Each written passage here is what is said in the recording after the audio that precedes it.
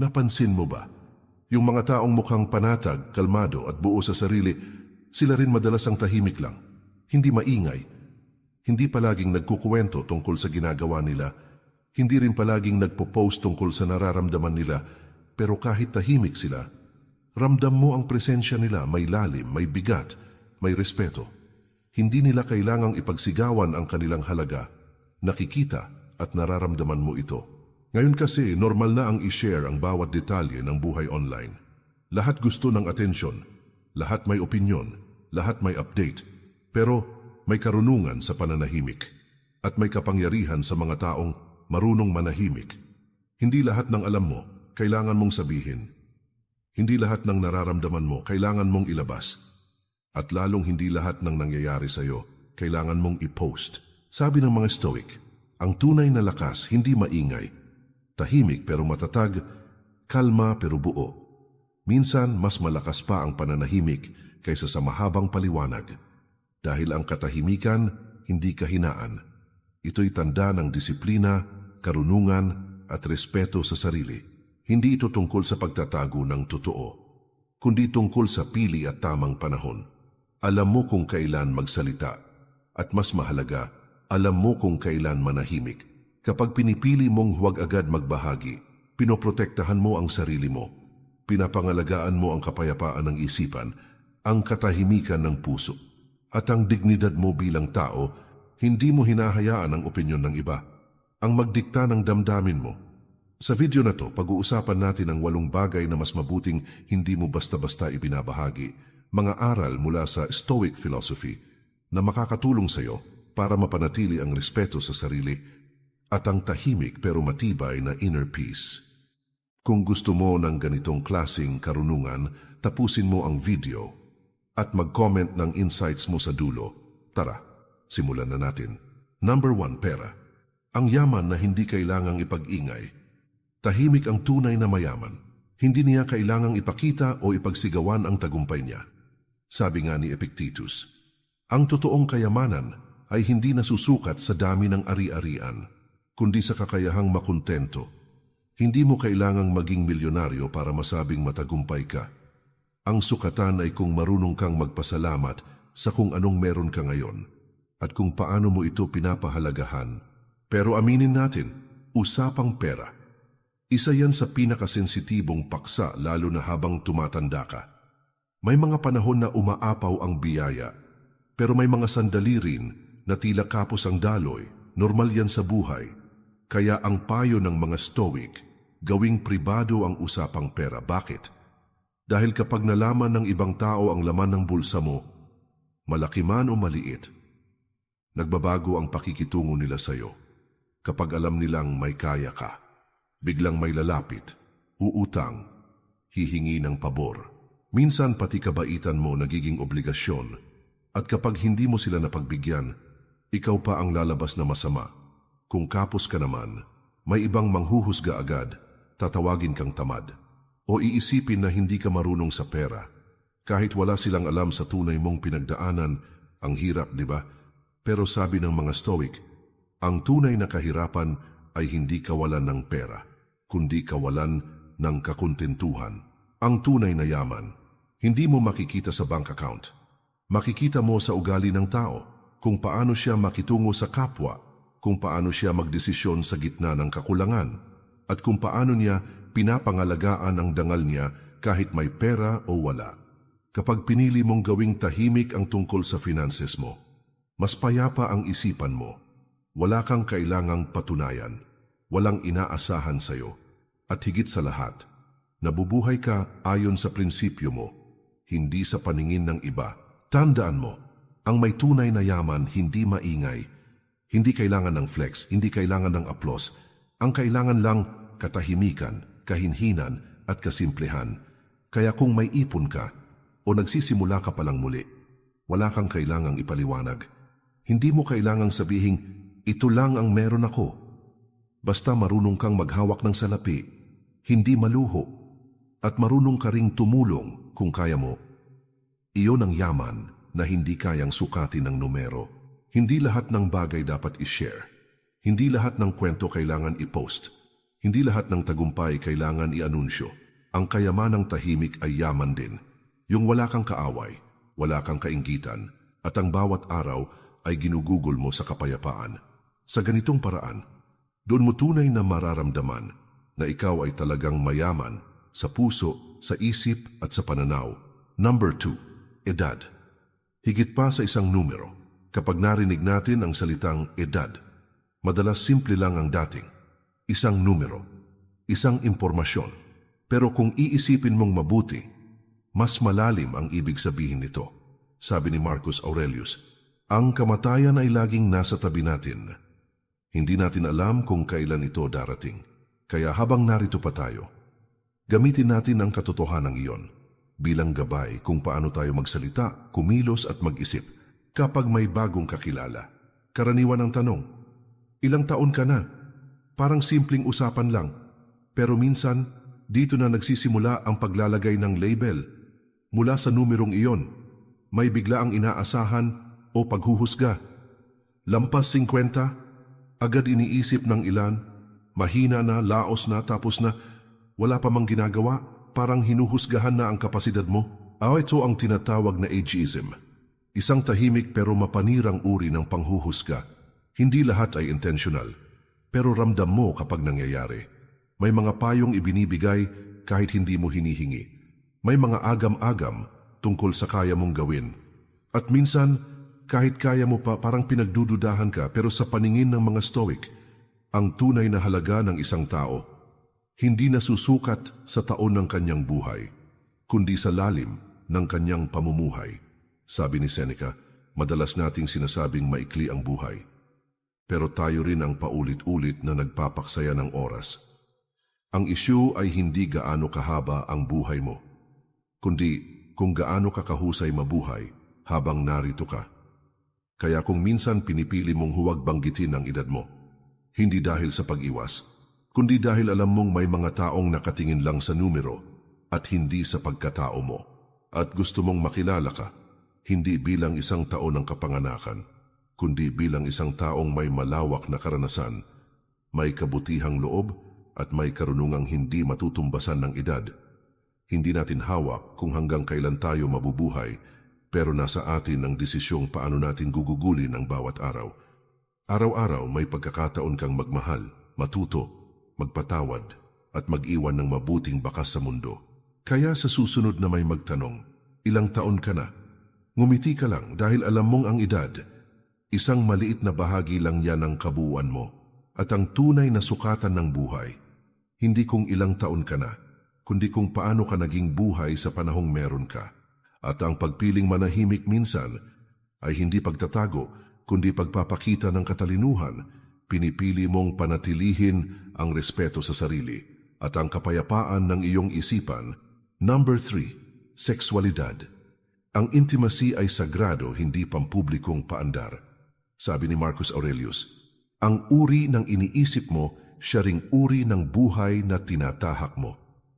At sa usaping pag-ibig, lalo na ang pagiging malapit, pisikal man o emosyonal, ang klaseng iniisip natin tungkol dito ay siyang humuhubog sa kung paano natin ito pinapahalagahan. Pero sa panahon ngayon, ang mga bagay na dapat pribado ay madalas ipinapaskil na parang pa-contest kung gaano ka-sweet, kung kailan kayo nag-away, kung sino ang may mali. Ang intimacy, isang salita na nangangahulugang pagiging malapit ng loob. Pagtitiwala, paghubad ng sarili sa harap ng taong minamahal, ay naging simpleng kwento na lang sa group chat, caption sa post o chismis sa inuman. Ayon sa mga Stoic, ang tunay na kalaliman ng relasyon ay hindi sinisigaw. Ito'y isang uri ng katahimikan na may bigat, isang sagradong ugnayan na hindi para sa mata ng publiko. Kapag ibinunyag mo ang bawat detalye ng relasyon mo, lalo na ang mga alitan, tampuhan, selosan, para mong binuksan ang pinto ng puso mo sa mga taong walang intensyong ayusin ito, kundi panghimasukan lang. Bawat payo, bawat reaksyon, madalas hindi para sa ikabubuti ninyo, kundi para lang may masabi sila. At dahil dito, unti-unting nabubura ang tiwala, nauudlot ang pag-uusap na sanay kayong dalawa lang ang kailangang magdaanan. Hindi mo kailangan ng validation sa comment section. Hindi mo kailangang patunayan na masaya kayo. Mas mahalaga na kayo mismo ang nakakaramdam ng kapayapaan, kahit walang nakakakita. Ang tunay na ugnayan ay lumalalim sa panahon ng katahimikan. Hindi ito nasusukat sa romantic gestures na ipinopost, kundi sa pagtitimpi, sa respeto, at sa mga panahong pinipiling manatili, kahit walang kasiguraduhan, at oo, kahit lumampas ka na sa 50 taon. May lugar pa rin ang paglalambingan, ang yakap na mahigpit, ang halik na totoo. Dahil ang intimacy ay hindi tungkol sa edad, ito'y tungkol sa lalim ng damdamin at sa tibay ng samahan sa kabila ng mga pinagdaanan. Sabi nga ni Seneca, lasapin mo ang kasalukuyang saya nang hindi sinisira ang kaligayahan ng kinabukasan. Kung ipagpipilitan mong ibahagi ang lahat ng masaya sa publiko, baka kapag may unos, hindi mo na maramdaman ang katahimikan na kailangan mo. Kaya kung mahalaga sa iyo ang taong minamahal mo, panatilihin mo ang relasyon ninyong dalawa sa ligtas na espasyo. Isang espasyong tahimik pero totoo. Hindi ito pagtatago, ito ay pag-iingat. Hindi ito kahinaan, ito ay pagmamahal na may malalim na pag-unawa. Ang tunay na intimacy ay hindi ipinagmamakaingay. Ito'y pinapangalagaan, tahimik, tapat, buo. Number 4. Pagbibigay. Tahimik na kabutihan. Sabi ni Marcus Aurelius, huwag mong sayangin ang natitirang oras mo sa pag-iisip tungkol sa ginagawa ng iba. Gamitin mo ito para gumawa ng kabutihan. Ngayon, uso ang pagtulong. At totoo, kailangan ng mundo ng mas maraming mabubuting tao. Pero sa panahon ng social media, ang pagtulong ay kadalasang may kasamang camera, caption, at hashtag na may kasamang hashtag blessed o hashtag sharing is caring. Makikita mo sa feed, mga larawan ng mga nagbigay ng pagkain, nag-abot ng donasyon, nag-volunteer, pero laging may kasamang selfie. Ang tanong, tulong ba talaga ito o content? Kabutihan ba ito o branding? Ayon sa mga Stoic, ang tunay na kabutihan ay hindi maingay. Hindi ito para sa views, hindi ito para purihin ka, at lalong hindi ito para patunayan na ikaw ay mabuting tao. Sabi ni Seneca, ang kabutihang may hinihintay na kapalit ay hindi tunay na kabutihan. Kapag tumulong ka at agad mo itong ibinalita, para mo na ring sinabing, tingnan nyo, mabait ako. At minsan, hindi lang ang intensyon mo ang nababahiran, pati ang dignidad ng taong tinulungan mo ay nawawala. Maraming tao ang mahiyain pagdating sa pagtanggap ng tulong. Takot silang malaman ng iba, ayaw nilang kaawaan at ang pinakamabigat, ayaw nilang gawing kwento ang paghihirap nila. Pero kung kaya mong tumulong ng tahimik, ibig sabihin, totoo ang layunin mo. Walang papuri, walang aplos. Pero may respeto, may malasakit, may dignidad. Minsan, ang pinakamagandang tulong ay yung hindi mo binilang, hindi mo kinuwento, at hindi mo nilagyan ng caption. Hindi mo kailangang sabihing mabuti kang tao. Hayaan mong ang kilos mo ang magsalita, at kung hindi man ito mapansin, ay ayos lang. Dahil ang kabutihang galing sa puso ay hindi naghahanap ng pansin kapag tumulong ka sa kapwa ng buong puso at tahimik. Para mo na ring binigyan ng sarili mo ng kapayapaan na hindi kayang ibigay ng likes. Sa tahimik na kabutihan, nandoon ang tunay na dangal, nandoon ang purong puso na walang bahid ng yabang. Kaya sa susunod na may pagkakataon kang tumulong, bago ka maglabas ng phone para magpicture, bago mo ito ikwento sa iba, tanungin mo ang sarili mo. Tumutulong ba ako dahil may pangangailangan sila o dahil gusto ko ng papuri? Kung para talaga sa kanila, tahimik mong ibigay, walang kamera, walang kwento, walang pagyayabang, isang kamay na nag-aabot at isang puso na marunong magmahal ng walang kondisyon. Number 5. Mga lihim ng pamilya. Tahimik na pagmamahal, tahimik na proteksyon. Sabi ni Marcus Aurelius, maging maawain ka sa iba pero maging mahigpit ka sa sarili mo. At saan nga ba natin unang natutunan ang pagmamahal, sakripisyo at pag-unawa? Hindi ba sa loob ng tahanan? Ang pamilya ang una nating paaralan. Dito tayo unang natutong makinig, magparaya at umunawa. Pero kahit gaano kalalim ang pagmamahal, hindi pa rin maiiwasan ang alitan, tampuhan o hindi pagkakaintindihan. Tao lang tayong lahat. Walang perpektong pamilya, pero ito ang tanong, Kapag may hindi pagkakaunawaan, dapat ba agad itong ikwento sa iba? Dapat bang i-post o isumbong sa kaibigan? Ang sagot, hindi palaging oo, dahil sa sandaling ilabas mo ang problema ng pamilya mo sa labas. Isang bagay ang siguradong mawawala, ang proteksyon ng tahanan, ang isang simpleng tampo kapag pinakialaman ng iba ay pwedeng maging malalim na sugat. Minsan ang akala mong tumutulong, lalo lang nagtutulak sa hidwaan. May mga payong hindi naman naaayon, may mga komento na mas nakakapinsala kaysa nakakatulong. Layuan mo na lang sila. Ganyan talaga kapatid mo, walang kwenta. At sa halip na lumamig ang ulo, mas lalo pang umiinit ang galit. Kaya ang turo ng mga Stoic, panatilihin ang mga suliranin ng pamilya sa loob muna ng tahanan. Hindi ito pagtatakip sa mali, kundi pagbibigay daan sa katahimikan. Ang espasyong kailangan para pag-isipan, pagnilayan at ayusin. Nang walang ingay, walang panghihimasok. Ang pananahimik ay hindi kahinaan. Ito ay disiplina. Ito ay pagpapakita ng respeto sa pagkakabuo ng pamilya. Tulad ng isang bahay, kapag may bitak sa pader o tagas sa bubong, hindi mo agad isinisigaw sa buong barangay. Inaayos mo ito sa loob, tahimik, kasama ang mga taong may malasakit. Dahil sa labas, hindi lahat ay interesado sa pagkakasundo. May mga taong gustong makisali, pero hindi para tumulong, kundi para manood, manghusga o makisawsaw. Ngayon kasi normal na ang oversharing. Kwento dito, post doon, para bang validation ang hanap, hindi solusyon. Pero kung totoo ang malasakit mo sa pamilya mo, pipiliin mong manahimik muna, hindi dahil pinipigil mo ang damdamin mo, kundi dahil inuuna mo ang kabuuan, hindi ang bugso ng emosyon. Ang tiwala sa loob ng pamilya ay kayamanang mahirap buuin, pero madaling masira kapag ipinagkalat sa iba ang bawat pagkukulang. Kaya sa gitna ng problema, maging matatag, maging mapagpigil, maging mapanuri kung kanino ka magsasabi. Kung kailangan mo talagang magsabi, at higit sa lahat, alagaan mo ang tahanan mo dahil sa oras ng tunay na pangangailangan. Hindi ang mga nakikinig sa kwento mo ang tutulong sa iyo. Ang pamilya mo pa rin ang uunahin kang buhatin. Sabi ng mga Stoic, may mga bagay na mas mainam manatili sa katahimikan at sa usaping pamilya. Ang pananahimik ay isa sa pinakamatapat na anyo ng pagmamahal. Number 6, kalusugan. Hindi ka tinatawag ng sakit mo, sabi ni Seneca. Minsan, sapat ng katapangan ang magising at mamuhay muli sa araw na ito. Lalong totoo yan kapag dumarating na ang edad, kasama ng mga pagbabago sa katawan, pananakit dito, pagbagal doon, at ang unti-unting pag-a-adjust sa mga dating kayang-kaya.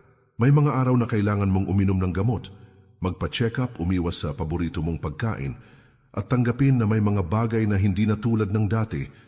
Pero tandaan mo, hindi ikaw ang sakit mo. Hindi mo kailangang hayaan na ang iniinda mo ang maging sentro ng pagkatao mo. Dahil kapag palagi mo itong inuulita, sa bawat kausap, sa bawat usapan, unti-unti rin itong binabasag ang imahe mo, hindi lang sa mata ng iba, kundi sa sarili mong paningin. Kapag narinig ng tao ang karamdaman mo, may maawa, may manghusga, may magsabi ng kung ano-anong solusyon na hindi mo naman hinihingi at sa huli, napupuno ka ng ingay. Na sa halip na makatulong, lalo ka pang pinapabigat. Ang mas malala pa, baka ikaw na mismo ang maniwala na ikaw ay mahina, kulang at limitado. Pero hindi, ang katawan mo ay parte lang ng pagkatao mo, hindi ang kabuuan mo. May puso ka na marunong magmahal. May isip kang puno ng karanasan at karunungan, at may kaluluwa kang pinanday ng lahat ng pinagdaanan mo. Mas mahalaga yon kaysa sa anumang resulta ng laboratory test. Hindi masama ang magsalita tungkol sa kalagayan mo, pero piliin mo kung kanino at kailan, dahil hindi lahat ay makikinig para umunawa. May makikinig lang para mangialam o manghusga, at ang ganitong klasing ingay, madalas ay lason sa pag-asa. Kaya't kung pipiliin mong manahimik, hindi ito kahinaan. Ito ay uri ng karunungan at dignidad. Isang uri ng tapang na hindi kailangang ipagsigawan.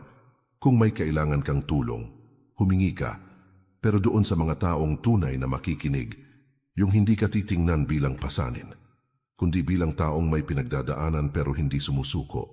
At sa bawat araw na bumabangon ka pa rin, kahit may kirot sa katawan, kahit may limitasyon sa galaw, pero malinaw ang isip mo, buo ang loob mo, at may pag-asa ka pa rin. Doon mo makikita ang tunay na lakas. Hindi ikaw ang sakit mo, ikaw ay higit pa riyan, at sa bawat tahimik mong laban, doon ka nagiging inspirasyon. Hindi dahil sa iniinda mo, kundi dahil pinipili mong magpatuloy. Number 7. Mga insulto o panlalait. Bitawan muna, sabi ni Epictetus, ikaw ang may kontrol sa isip mo, hindi sa mga bagay na nangyayari sa paligid mo. At sa sandaling maunawaan mo yan, doon mo mararamdaman ang tunay na lakas. Sa buhay, hindi maiiwasan ang masasakit na salita. May mga taong maninira sa iyo kahit wala kang ginagawang masama. May manlalait, may maninira, may magpaparinig, at may magsasabi ng kung ano-anong bagay na kayang sirain ang araw mo. O mas masahol pa, sirain ang pananaw mo sa sarili mo. Masakit. Oh, sobrang sakit. Pero minsan, mas masakit hindi dahil sa sinabi nila, kundi dahil paulit-ulit mo itong iniisip. Bawat salita, inuukit mo sa loob mo. Binabalikan mo bago matulog, pagkagising, habang naglalakad mag-isa. At sa bawat pagbalik ng alaala, parang inuulit nila ang pananakit. Kahit wala na sila, dala mo pa rin ang sakit. Pero ang sabi ng Stoic philosophy, hindi mo kontrolado ang sinasabi ng ibang tao, pero kontrolado mo kung paano mo ito tatanggapin. Ikaw ang may desisyon kung magagalit ka, magtatampo ka, aaway ka, o pipiliin mong manahimik at magpatuloy. Madaling sabihin, mahirap gawin, lalo na kung ang nanakit ay taong malapit sa iyo. Kaibigan, kamag-anak, o taong pinagkatiwalaan mo. Pero tandaan mo, ang tunay na lakas ay hindi nasa pagsigaw, hindi sa panunumbat, at lalong hindi sa pagganti. Ang tunay na lakas ay nasa katahimikan, nasa kakayahang magpatawad at bitawan ng bigat kahit walang sorry, kahit walang paliwanag. Dahil ang pagpapatawad, hindi nangangahulugang tama ang ginawa nila. Ibig sabihin lang, ayaw mo nang dalhin ang lason sa puso mo. Pagod ka na, gusto mo na ng kapayapaan, at hindi mo kailangang ikwento ang lahat ng sakit mo. Dahil habang kinukwento mo ito sa iba, lalo mo lang binubuhay ang sugat. Lalo kang nahihirapan, lalo kang nabibitag sa nakaraan. Pero kapag natutunan mong manahimik at hindi na paulit-ulit isipin ang panlalait, ang panghuhusga, ang pananakit, doon mo mararamdaman ang totoong kalayaan. Tandaan mo ito, ang galit ay parang sako ng bato. Habang bitbit mo ito, ikaw ang napapagod, ikaw ang lumuluhod sa bigat nito. Pero kapag binitawan mo na, doon mo lang mararamdaman ang gaan at ginhawa. Kaya kung may mga taong nanakit sa iyo, pinahiya ka, nilait ka, siniraan ka sa harap o sa likod mo, bitawan mo na. Huwag mong hayaan silang mamuhay sa isipan mo ng libre. Hindi mo kailangang gumanti para manalo. Hayaan mong ang katahimikan mo ang sagot. Hayaan mong ang pagbangon mo ang maging sagot. Hayaan mong ang kapayapaan mo ang maging tagumpay. Dahil sa huli, ang tunay na panalo ay hindi ang nakakaganti, kundi ang nakakalaya. Number 8. Karangalan. Hindi kailangang isigaw, sabi ni Epictetus. Hindi ang nangyayari sa iyo ang mahalaga, kundi kung paano ka tumugon dito. Ang karangalan ay isa sa pinakamahalagang yaman na maaaring taglayin ng isang tao. Hindi ito nasusukat sa dami ng papuri. Hindi rin ito nabibili. At higit sa lahat, hindi ito kailangang isigaw. Kung talagang nirerespeto ka ng mga tao, hindi mo kailangang ipaalala sa kanila ang mga nagawa mo. Makikita nila ito sa kilos mo, sa mga salita mong may bigat, at sa tahimik mong paninindigan. Kapag walang ibang tumatayo, habang tayo'y tumatanda, natural lang na gusto nating malaman ng iba kung gaano karaming sakripisyo ang dinaanan natin, kung gaano tayo nagsikap para sa pamilya, kung anong tagumpay ang naabot sa trabaho, negosyo o buhay. At totoo naman, dapat mong ipagmalaki ang pinaghirapan mo. Pero sabi ng mga Stoic, mas malalim ang karangalan kapag tahimik mo itong dala. Dahil kapag masyado mong ipinagyayabang ang sarili mo, minsan ang dating sa iba ay hindi inspirasyon, kundi pagyayabang. At sa bawat yabang may kaakibat na inggit, panghuhusga at pagdududa. Kaya imbes na hangaan ka, minsan binabatikos ka pa. Hindi dahil wala kang nagawa, kundi dahil masyado mong ipinilit na makita nila ito. Pero ang tunay na karangalan, hindi kailangang ipilit. Dumarating ito ng kusa. Kapag naninindigan ka sa tama, kahit walang nakakakita. Kapag marunong kang magpakumbaba, kahit maraming rason para magyabang, doon ka mas nirerespeto.